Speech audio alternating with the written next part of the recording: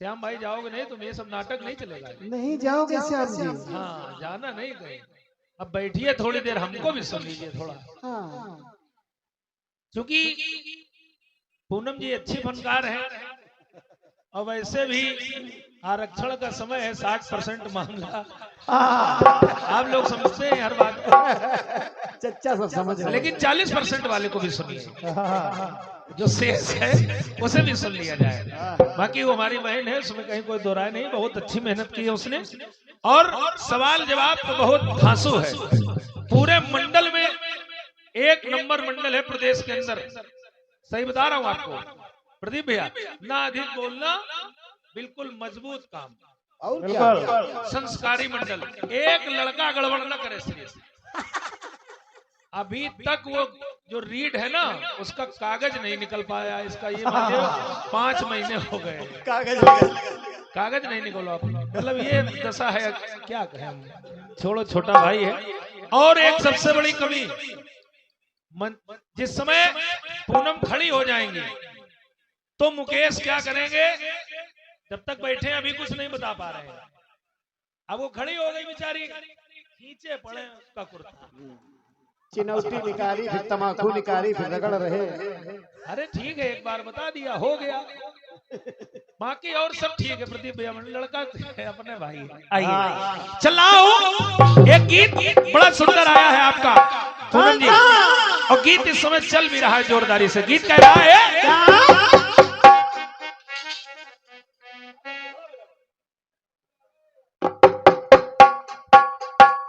अरे रील बनी मंदिर के किटबाजी जा,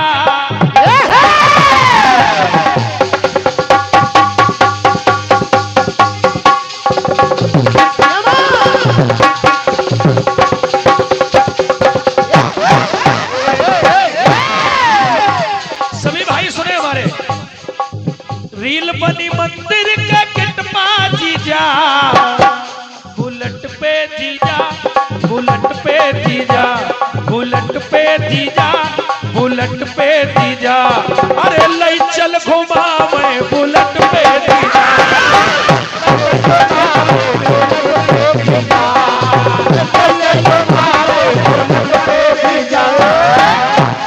पूनम जी बहुत अच्छा प्रयोग है आपका, और आपका क्या है, हमारे बड़े भाई सम्मानीय दयाराम भैया बैठे हैं, कलम के मूर्धन्य कलाकार हैं, प्रदेश में कुछ ही कलाकार ऐसे हैं और इनकी खोज बड़ी विचित्र है, बस एक खोज नहीं कर पाते। हमारे बड़े भाई, इनसे मैं निवेदन करता हूँ, सही मान लिया प्रदीप भैया, हमारे बड़े भाई हैं और चूंकि हमारा पारिवारिक मामला है, एक लड़का हारमोनियम बजा रहा है, एक लड़का ढोलक बजा रहा है, बिटिया गा रही है, थोड़ी मेहनत अगर और कर ली जाती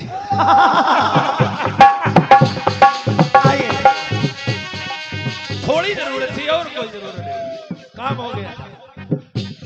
अरे रील बनी मंदिर के किटबाजी जा, रील बनी मंदिर के किटबाजी जा, बुलेट पे जीजा, बुलेट पे जीजा, अरे ले चल घुमावे बुलेट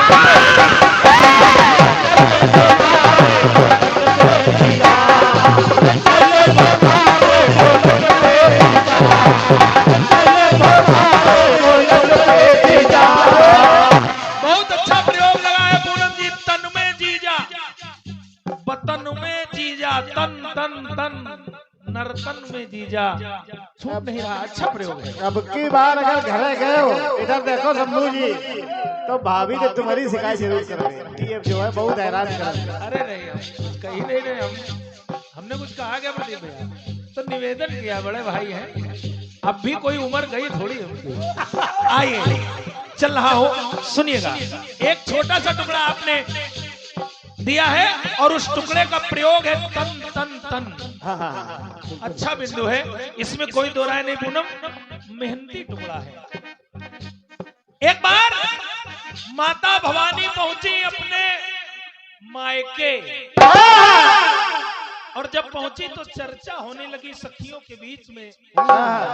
सखियों ने कहा कि बहन, हमारे जो जीजा हैं वो भूतनाथ है, भूतेश्वर है। जटा में गंगा है, मस्तक पर चंद्रमा है, गले में नाग काला है। कैसे मामला सब बनता होगा? कहीं कोई दूरी तो नहीं है? तो देखिए माता भवानी ने कहा कि बहन सुनो, अरे जी जी की रहते लगन में जीजा,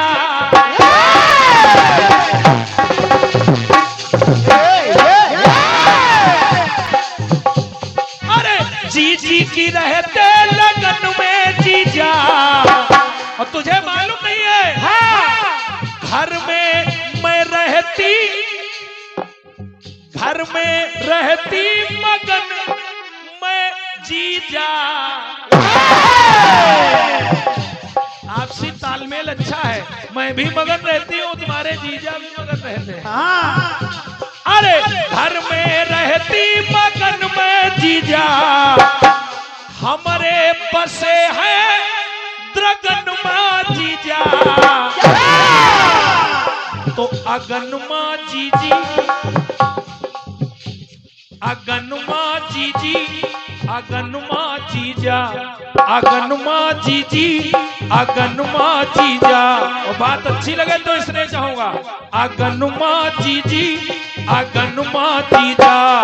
अरे रहते हैं धरती गगन मां जीजा।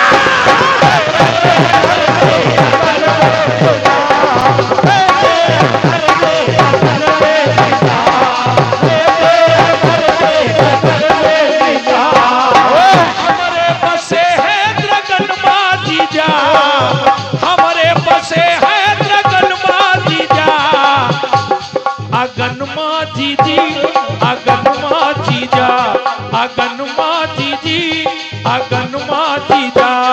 अरे रहते हैं धरती गगन मां जीजा।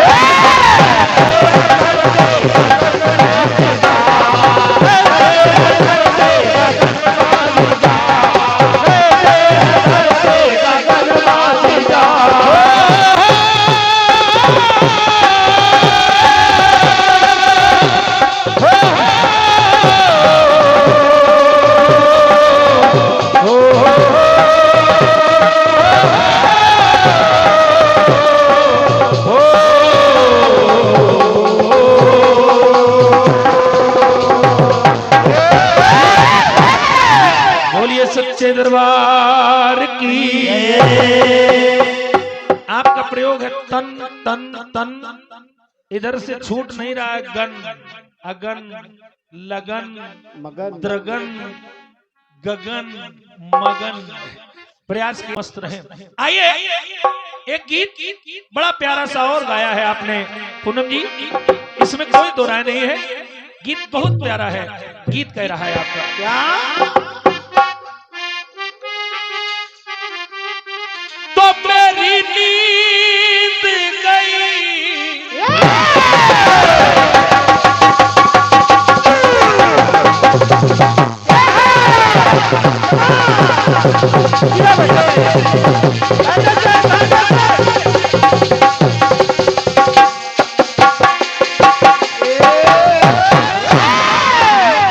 प्रदीप भैया उत्तर को सुनिएगा। मेरी नींद गई, मेरा चैन गया, और चैन से वो सोते हैं। हम ए भाई कहाँ जा रहे हो? तुमका अम्मा अम्मा कसमें आए बैठो। ये तुम लोग हर कार्यक्रम में गड़बड़ करते हो, ऐसा न किया करो। अगर माता जी को चाहते हैं तो तुमको इसलिए रोक रहे हैं क्योंकि कीर्तन में आने का समय है। हाँ, जाने का समय 5 के बाद है। बिल्कुल। क्योंकि अभी जिस जगह तुम जा रहे हो वहां परेशानी पैदा करोगे, इसलिए चुपचाप बैठे रहो। आइए सुनिए। मेरी नींद गई, मेरा चैन गया, और चैन से वो सोते हैं। हम तुम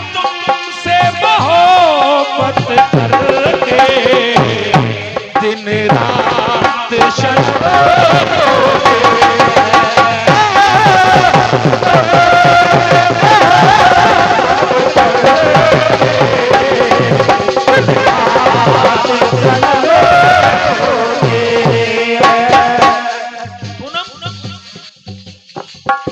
विश्वास रखिए, बड़ी बात कह रहा हूं, जनता के बीच में हर कलाकार स्वीकार नहीं करता। इस पंक्ति का क्या जवाब हो सकता है कि जवान जागते हैं और हम सोते हैं। ये तुलनीय त्याग है। जबरदस्ती कुछ भी लिखा जाए एक अलग बात है, अकाट लाइन है। इस पंक्ति का कोई जवाब नहीं है, बिल्कुल कोई जवाब नहीं है। क्योंकि इस कारण जवाब नहीं है क्योंकि उनके त्याग के लिए कोई बात लिखी जाए उसका क्या मतलब है। वो आपकी लाइन अपनी जगह बहुत मजबूत है, मैं कह रहा हूं, उसका कोई जवाब नहीं। बाकी जो लाइनें उनका जवाब है, उनका जवाब है, वो भारी नहीं है।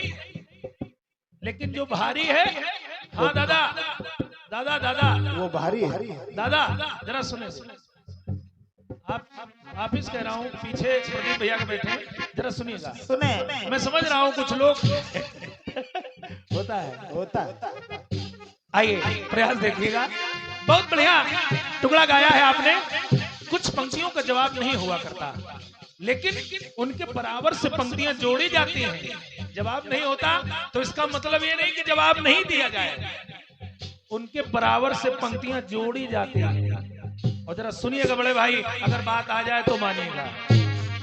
एक बार चंद्रदेव से मुलाकात हो गई ऋषिगणों की, तो उन्होंने कहा, चंद्रदेव ने कहा क्या, क्योंकि चंद्रमा हर जगह बुरा नहीं है, न कहीं कहीं अच्छा भी है। बिल्कुल प्रदीप भाई अच्छा भी है, कहां पर, जरा सुनिएगा। चंद्रदेव ने कहा, अरे कार्य सूर्य का है,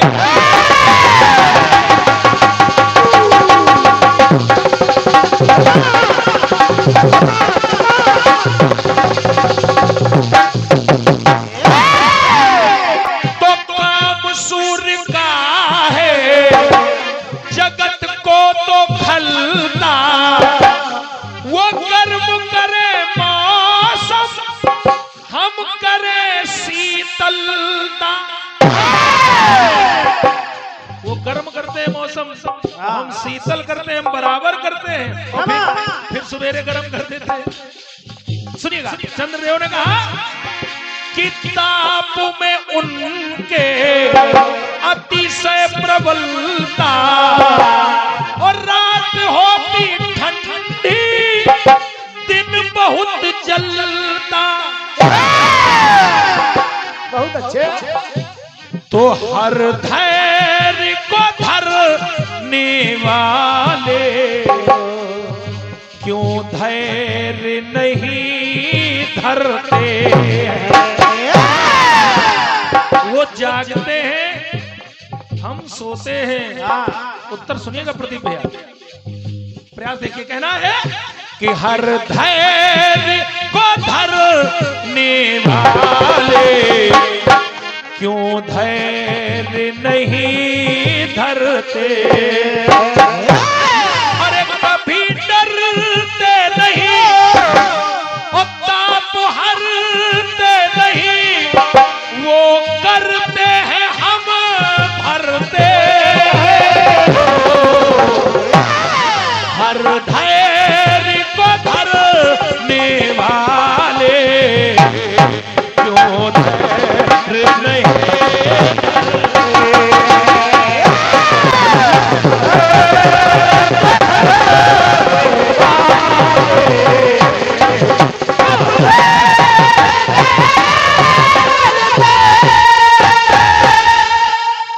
एक बार मंदोदरी की बात उनके पिता से होने लगी, शुमाली से, और जब वार्ता होने लगी तो मंदोदरी ने कहा, जरा सुनिएगा प्रदीप भैया, मंदोदरी ने कहा, ये सभी हमारे साथी हैं, जरा सुनिएगा। कहा क्या कि पैर राम जी से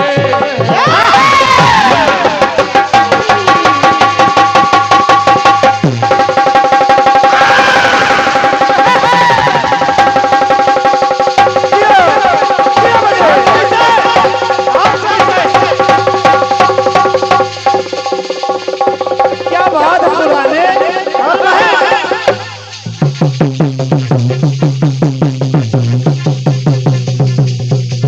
शाबाश।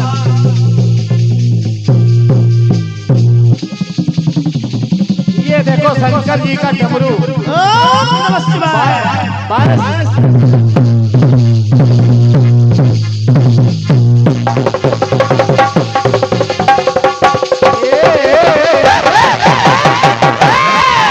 बात अच्छी लगे तो सभी भाइयों को इसलिए चाहूंगा। शुद्ध ढोलक। मंदोदरी ने कहा कि पैर राम जी से प्रतिपल है धारा, सोचा नहीं क्या हित है हमारा।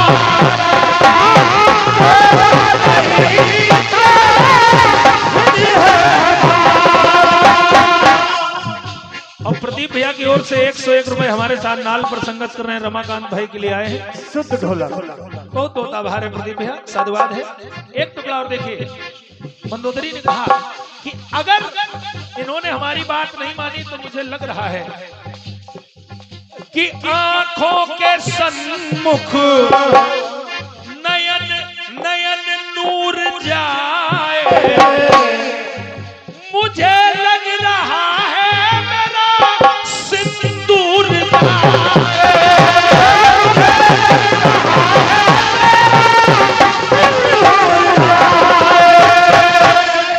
तो उनके कारण लंका के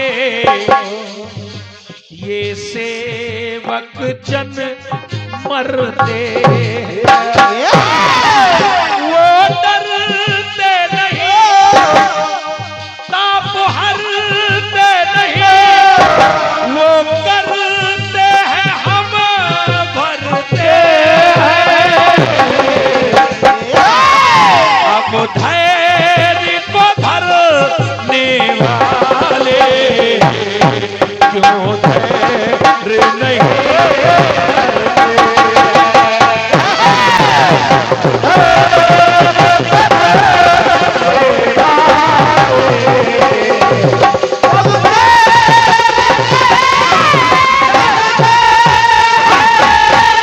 आपने जवानों की बात की है, एक छोटा सा इशारा मैं भी किए दे रहा हूं। देश में जवान हैं तो बहुत महान लोग भी हैं प्रदीप भैया, और ये महान लोग कौन है, बात अच्छी लगे तो इसलिए चाहूंगा। अरे जनता के द्वारा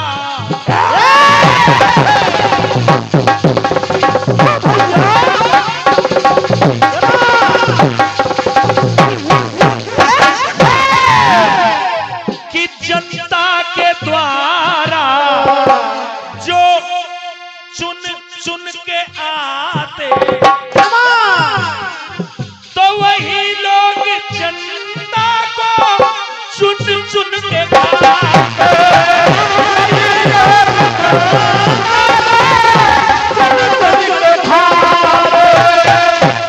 अरे उनकी स्थिति क्या है प्रदीप भाई, कि बदलाव आता अलग आचरण में।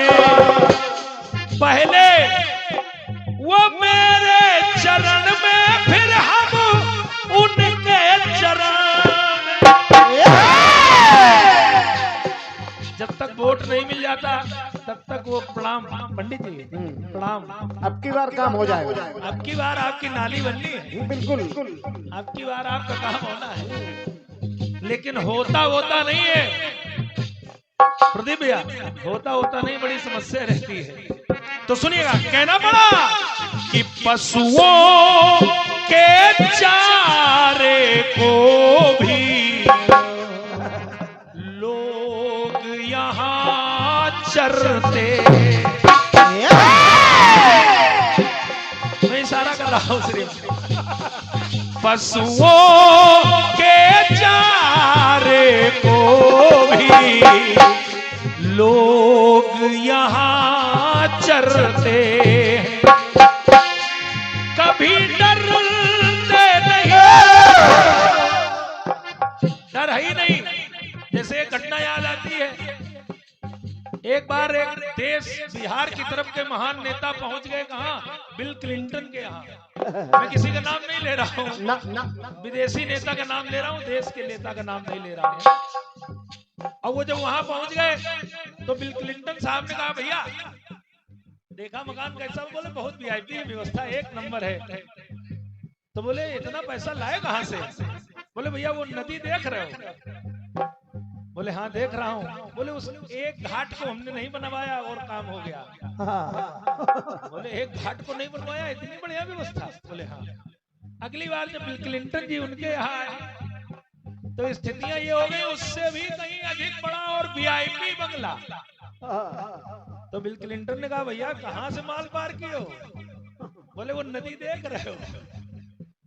बोले हाँ। बोले उसमें जो पुल है? बोले पुल तो है ही नहीं। बोले पूरा साफ कर दिया। आइए सुनिए, कहना है तो कभी डरते नहीं, आप हारते नहीं, वो करते हैं हम भरते हैं।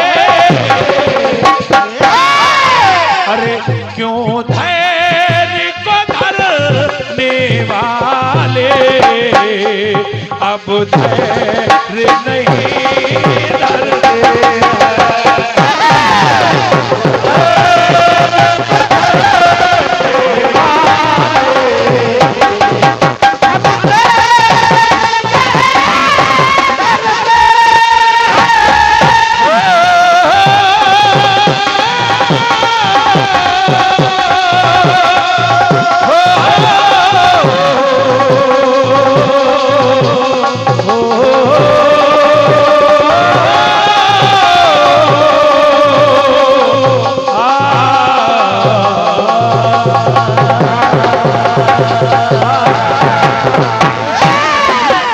बोलिए भारत माता की जय। और ये दीपक कुमार सिंह जी, महादेव मैरिज हॉल अतरौली, आपकी ओर से 501 रुपए का इसने आया है। दीपक भैया बहुत बहुत साधुवाद है, धन्यवाद है। माता अन्नपूर्णा अंग संग विद्यमान रहे, पूरे परिवार पर भगवान देवाधिदेव महादेव की कृपा बनी रहे। आप दीपक की तरह समाज को रोशनी देते रहे। बहुत बहुत आभार है दीपक भैया, बहुत बहुत साधुवाद है, बहुत बहुत धन्यवाद है। दीपक भैया आपको मालूम है किसको कहाँ कैसे पुरस्कार देना चाहिए? बहुत बहुत धन्यवाद। कुछ लोग जल्दी में पैसा दे जाते हैं प्रदीप भैया, लेकिन दीपक भैया बहुत सही जगह पैसा दे रहे हो, आप सही काम में लगेगा। श्याम भैया ना,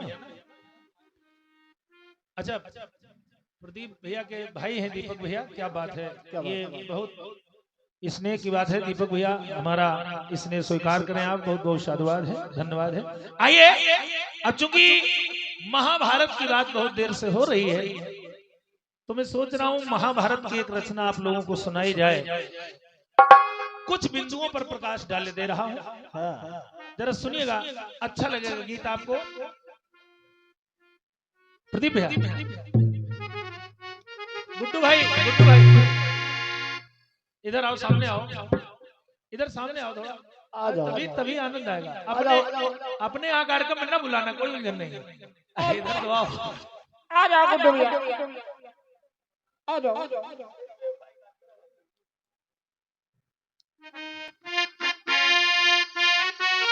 दीपक भैया इस रचना को सुनिएगा। एक गीत फिल्मी कलाकारों ने गाया और ये हमारे जो भी हमदम भाई बैठे हुए हैं आप भी सुने। एक बढ़िया गीत, बहुत अच्छी रचना फिल्मी कलाकारों की भी है और शंभू हलचल भी प्रयास करेगा कि अच्छी ही पंक्तियां में। गीत कह रहा है कि न मैं फिल्म में होगी ना मेले में होगी,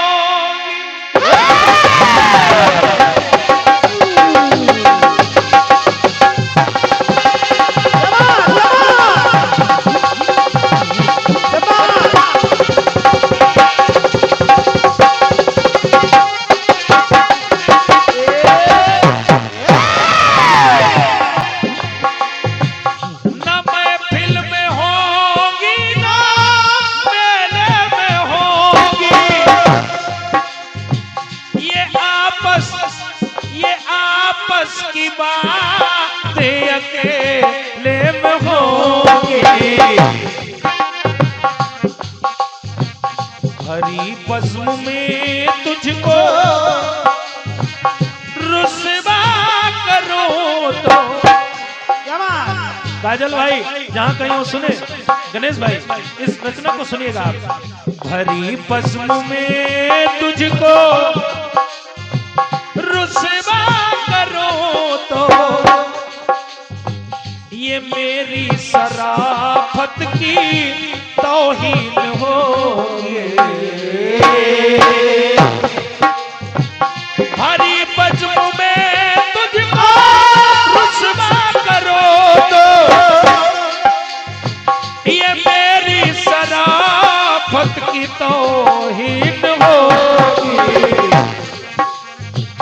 तेरी बेवफाई का शिकवा करो तो ये मेरी मोहब्बत की तौहीन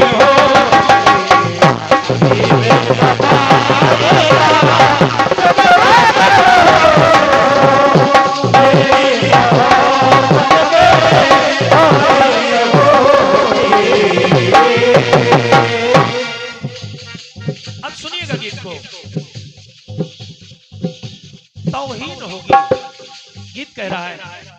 कीर्तन दुनिया के एक बहुत अच्छे फनकार हमारे बड़े भाई हैं, अभी उनसे कार्यक्रम हुआ, वो YouTube पर पड़ा हुआ है, आप सुन सकते हैं। उन्होंने एक रचना गाई कि अगर कन की मैंने, कि अगर कन की मैंने छीन कर न खाई सुदामा से, अगर कन की मैंने छीन कर न खाई तो मेरी भौजाई की तौहीन होगी। और अगर मित्र को मैंने कुछ ना दिया तो फिर मेरी मित्रताई की तौहीन होगी। और अगर समर से पग पीछे हटाया तो मेरी वीरताई की तौहीन होगी। विश्वास रखिए प्रदीप भैया, जब उन्होंने गाना गाया तो हम लोगों से उस दिन तो कुछ बने नहीं, हम लोग फड़फड़ाते रह गए कि क्या लिखा जाए, क्या ना लिखा। बड़ी तगड़ी लाइनें हैं। बढ़िया गीत था उनका, इसमें कोई दो राय नहीं, बहुत मजबूत रचना थी। फिर दूसरे तीसरी बार जब प्रोग्राम पड़ा तो फिर हम लोगों ने प्रयास किया, हाँ, अब आओ बेटा, तब कहा मैंने अब आओ। नहीं नहीं, ये नहीं कहा कि बेटा, हमने कहा भैया आ गए, हम लोग बड़े भाई हैं, आइए जरा सुनिएगा। प्रदीप भैया जो हमने कुछ पंक्तियां लिखी वो प्रयास कर रहा हूं आप लोगों के समक्ष। आज द्रौपदी का स्वयंवर हो रहा है और निशाने पर है मीन की पुतली। अब जरा देखिएगा, मीन की पुतली, और कठिन विषय ये है कि देखना नीचे है और मारना ऊपर। आज अर्जुन पहुंच गए स्वयंवर में और विचार करने लगे, विचार कर रहे हैं कि नैनों से उतरी जा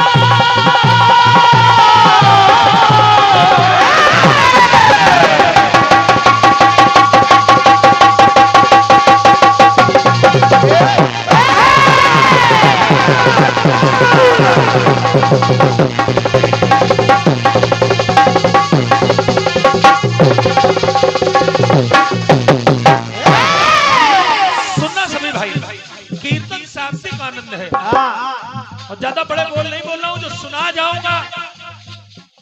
कलाकार गाने वाले बहुत अच्छे अच्छे आएंगे, लेकिन जो संबोल सुना जाएगा शायद कोई सुना के जाएगा। बिल्कुल, 2 ही 4 कलाकार हैं, अकेले में गुनगुनाओगे। कहना है कि नैनों से उतरी जा मछली की पुतरी तो तो अर्जुन विचार कर रहे हैं कि होगी दूर नैनों से द्रुपद नैन पुत्री। अगर ये पुतरिया उतर गई तो द्रुपद के आंखों की पुतरिया द्रौपदी भी उतर जाएगी। प्रदीप भाई कि नैनों से उतरी जो मछली की पुतरी तो होगी दूर नैनों से द्रुपद नैन पुतरी। और स्वयंवर में आकर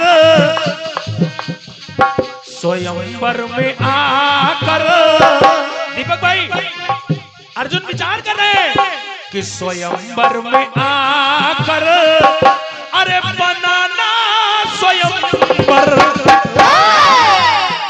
तो स्वयंवर में आने की तौहीन होगी। अरे स्वयंवर में आके बनाना स्वयंवर तो स्वयंवर में आने की तौहीन होगी। अगर बात अच्छी लगे तो फिर हाथ नहीं रुकने चाहिए। कि निशाने पे कर जो निशाना लगाना तुम मेरे निशाने की तौहीन हो।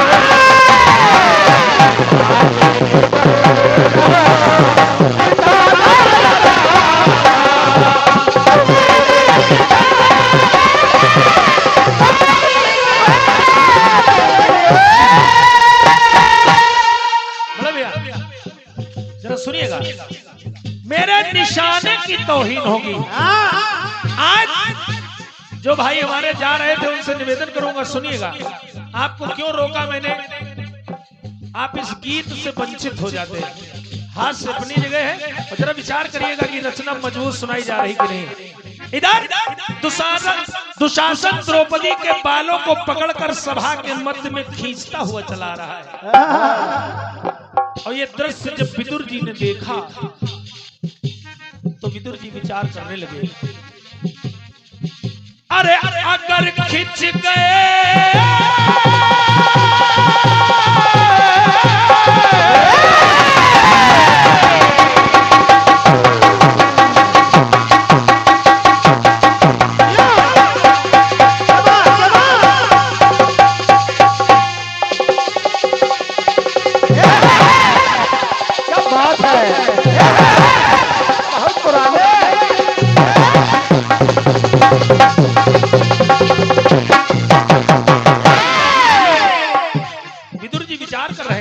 पुराने हाथ बजाते बढ़िया भैया भाइयों। अगर खिंच गई सारी की सारी और फिर भी झुकाए सर रहे धर्मधारी। अरे धृतराष्ट्र, कृपाचार्य, द्रोणाचार्य, भीष्म जैसे लोग इस सभा के मध्य में हैं और फिर भी ये जघन्य अपराध हो रहा है। विदुर जी कह रहे हैं कि अगर बल दिखा जो पाए न बलधर, अगर यहां बल नहीं दिखा पाए तो कहीं बल दिखाने की तौहीन होगी। अगर बल दिखा जो पाए न बलधर तो कहीं बल दिखाने की तौहीन होगी। और प्रदीप भैया विदुर जी ने कहा कि अगर घर के आंगन में, अगर घर के आंगन में, अगर घर के आंगन में बहू नग्न हो, अगर घर के आंगन में बहू नग्न होगी तो मेरे घर आने की तौहीन हो।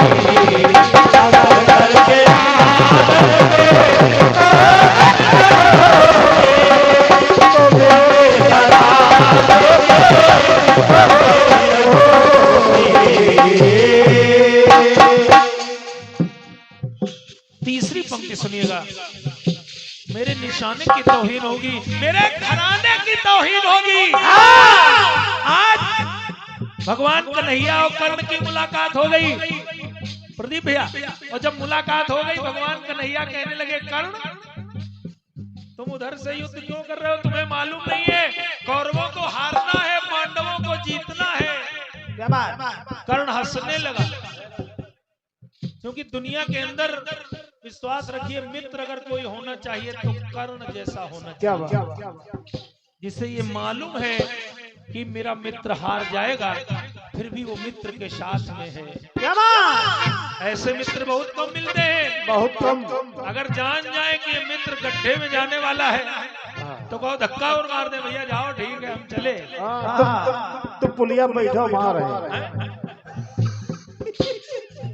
आइए सुनिएगा प्रदीप भैया, आज जब भगवान ने कहा कि कौरवों को हारना है, पांडवों को जीतना है, तो कर्ण हंसने लगा, कहने लगा, कन्हैया अरे मुझे भी है मालूम जा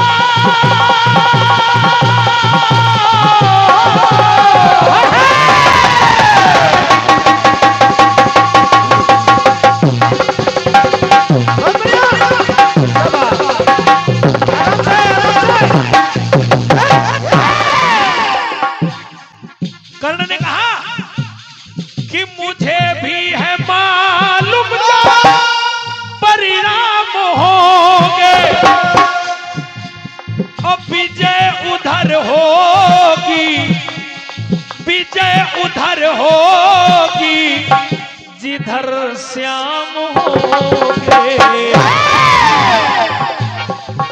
लेकिन नमक उसका खाकर अदा ना किया तो,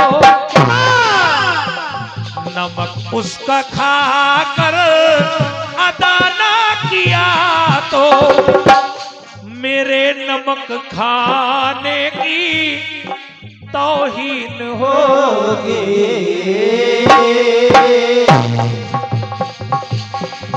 नमक उसका खाकर अदा ना किया तो मेरे नमक खाने की तौहीन होगी। गुड्डू भैया, कर्ण ने कहा, और बात अच्छी लगे तो इसलिए चाहूंगा, कर्ण ने कहा कि अगर दोस्त बन कर दगा कर दिया तो, अगर दोस्त बन कर दगा कर दिया तो मेरे दोस्ताने की तौहीन होगी।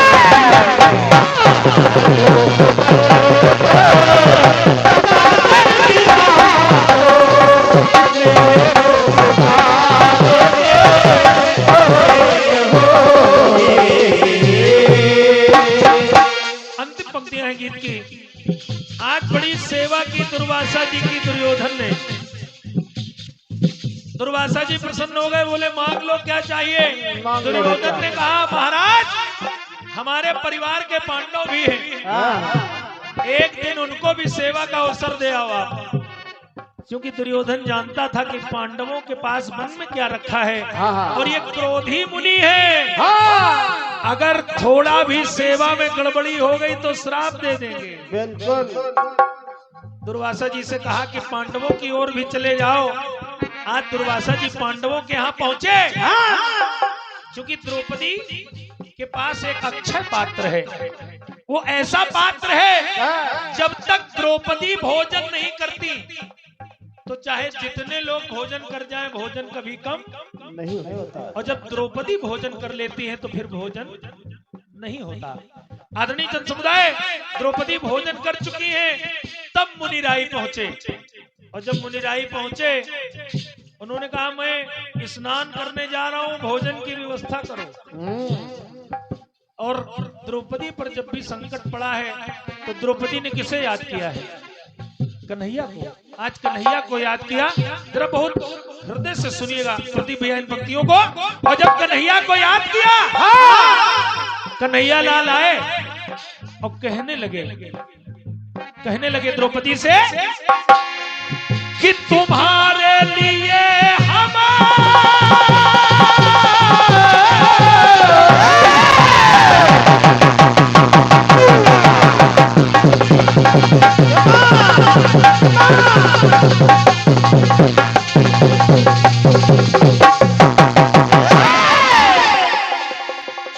कन्हैया ने कहा कि तुम्हारे लिए हम कभी कुछ न लाए।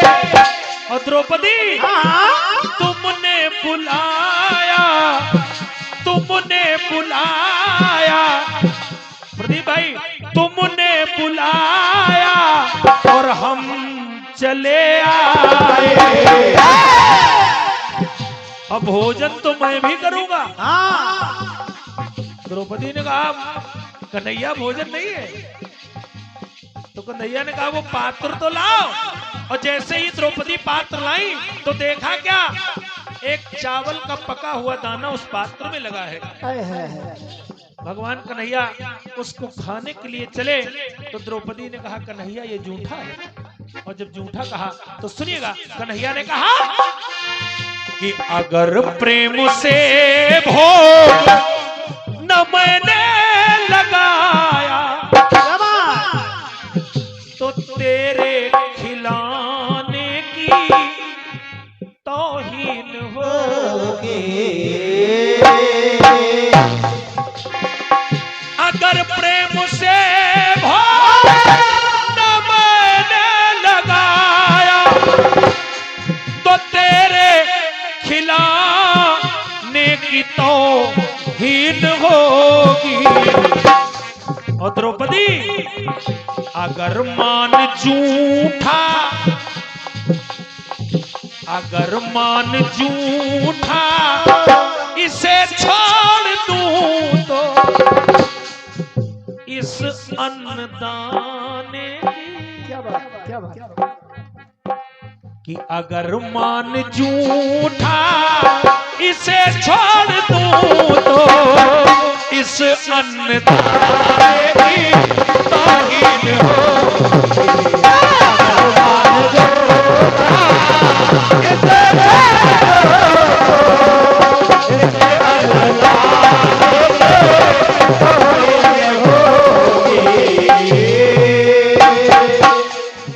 निशाने पे कर जो निशाना लगाना, मेरे निशाने की तौहीन होगी।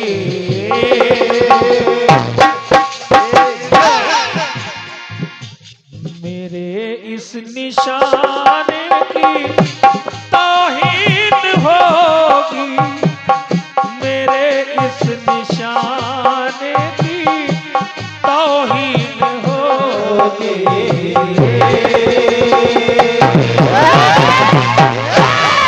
बोलिए सच्चे दरबार की जय। और ये 201 रुपए का इसने इन्हीं पंक्तियों पर आदरणीय सम्मानी माननीय बड़े भाई प्रदीप भैया की ओर से इसने आया है। और ये पप्पू गुप्ता जी आलमपुर आपकी ओर से 101 रुपए आए हैं। बहुत बहुत आभार है। और ये हमारे गुड्डू वाजपेयी जी अतरौली आपकी ओर से 101 रुपए आए हैं। गुड्डू भैया बहुत बहुत धन्यवाद है, साधुवाद है। भगवान भोलेनाथ से मंगल कामनाएं हैं, आपके स्वस्थ जीवन की कामना है। सदा आप स्वस्थ रहें, मस्त रहें, कहीं पर भी हमें सुने, लेकिन सुने अपने यहाँ बुलाएं ना बुलाएं। आइए चलाओ एक टुकड़ा बिल्कुल साधारण सा, बड़े भैया यहाँ उपस्थित हैं, सुनिएगा। एक गीत फिल्मी कलाकारों ने गाया।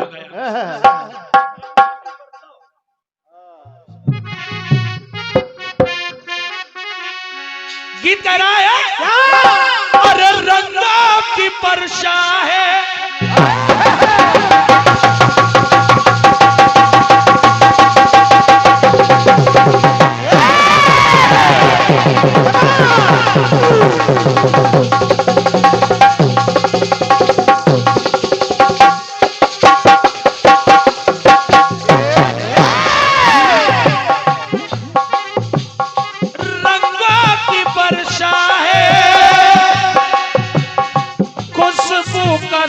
साथ है, तेरा मेरा प्यार सजना दिन है कि रात है।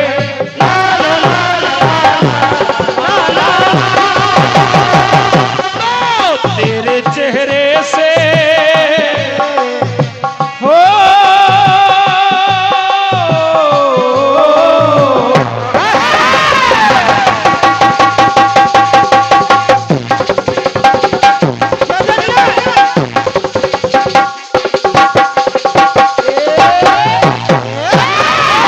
तेरे चेहरे से दीपक भैया, तेरे चेहरे से नजर नहीं हटती, नजारे हम क्या देखें। तो तुझे देख के, तुझे देख के, तुझे देख के ये प्यास नहीं बुझती, नजारे हम क्या देखें।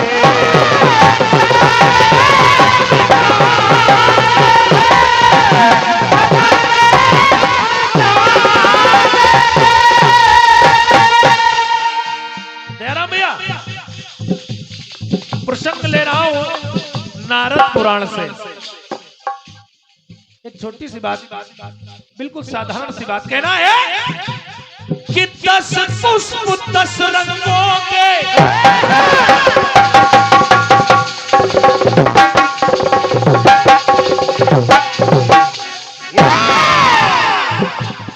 समय में अच्छा। और ये हमारे छोटे भाई हैं हिमांशु भाई, इनकी ओर से ये 501 रुपए का इसमें आया है। सदा खुश रहो हिमांशु, मस्त रहो, भगवान की कृपा तुम्हारे ऊपर बनी रहे। सुनिएगा, कहना है कि 10 रंग, अरे 10 पुष्प 10 रंगों के जो गंगा में चढ़ाता है,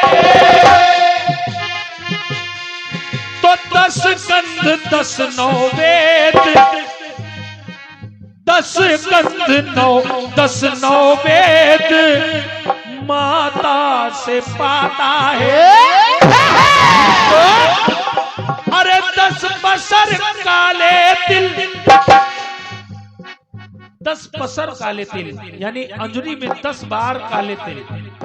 बोले भैया कि 10 पसर काले तिल करो गंगा को अर्पण जो। अगर 10 पसर काले तिल आपने गंगा को अर्पण किए तो, अरे 10 पसर काले तिल करो गंगा को अर्पण जो, तो शांति पा जाए पुरखे, पा जाए तर्पण को।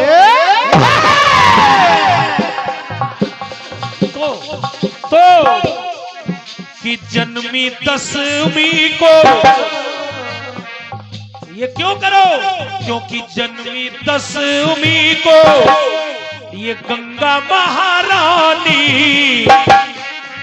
10 दिन तक भूलोक में रहे। सिर्फ 10 दिन रहती हैं, 10 दिन रहती हैं। बड़े भैया कि जन्मी 10वीं को गंगा महारानी ये 10 दिन भूलोक में रहे।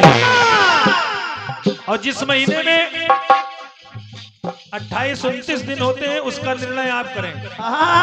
जब 30 होते हैं तो 30 की विवेचना में बताए दे रहा हूँ।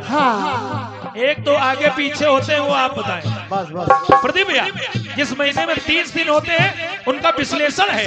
कहना है कि जन्मी 10वीं को गंगा महारानी 10 दिन तक भूलोक में रहे और रहे 10 दिवस पाताल मैया।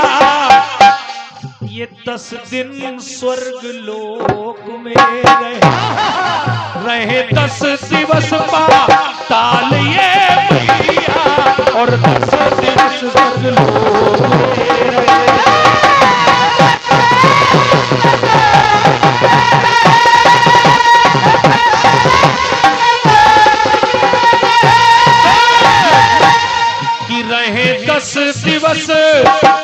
पाताल मैया 10 दिन तक स्वर्ग लोक में रहे और जन्मी 10वीं को गंगा महारानी 10 दिन तक भूलोक में रहे।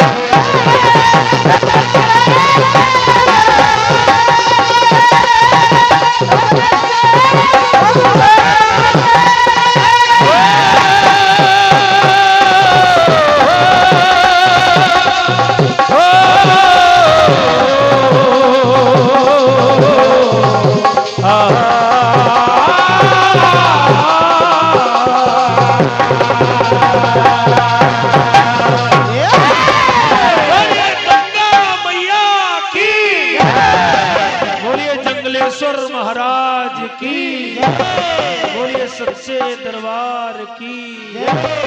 आइए आमंत्रित कर रहा हूं उद्घोषक महोदय जी को और इसके बाद आदरणीय सम्माननीय पूनम आजाद जी।